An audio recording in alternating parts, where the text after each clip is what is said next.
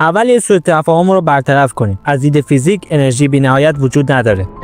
قانون اول ترمودینامیک میگه انرژی خلق یا نابود نمیشه، فقط تبدیل میشه. و قانون دوم تضمین میکنه همیشه مقداری از اون به گرمای اتلافی تبدیل میشه. پس چرا میگن زیردریایی اتمی انرژی نامحدود داره؟ راز ماجرا یک راکتور شکافت هسته‌ای به اندازه یک اتاقه که کمتر از 100 کیلوگرم اورانیوم 235 رو در خودش داره. وقتی هر اتم شکافته میشه، کسی از جرمش طبق EMC2 به انرژی تبدیل میشه. 1 گرم اورانیوم تقریباً 80 گیگاژول انرژی آزاد میکنه، معادل سوختن نزدیک به 3 تن زغال سنگ. خروجی حرارتی این راکتور در زیردریایی کلاس ویرجینیا یا برئی حدود 150 مگاواته. بخار آب داغ توربینا رو میچرخونه، برق میسازه و شفت پروانه ها رو میگردونه. نتیجهش بیش از 40,000 اصل بخار توان پیوسته. با این ذخیره سوخت زیردریایی میتونه 30 سال بدون نیاز از سوختگیری بمونه. طولانی‌تر از عمر مفید بدنه. اما چرا این انرژی نامحدود واقعی نیست؟ چون سوخت هسته‌ای سرانجام ته میکشه، هرچند مصرف سالیانه‌اش زیر 5%. قدمه به غذا، ویتامین دی و استراحت نیاز دارن. معمولا هر 90 روز باید به بندر برگردن. پمپ‌ها، مبدل‌ها و سامانه‌های خنک کننده پس از حدود 10,000 ساعت کار به تعمیر اساسی نیاز دارن. حدود 15% انرژی همیشه به صورت گرما غیرقابل بازیافت هدر میره. پس زیردریایی اتمی فقط در مقیاس انسانی تقریبا نامحدوده. اگه به فناوری همجوشی کنترل شده برسیم، چیزی شبیه پروژه ایتر، میتونیم عمر عملیاتی رو صدها سال افزایش بدیم. باز هم اتلاف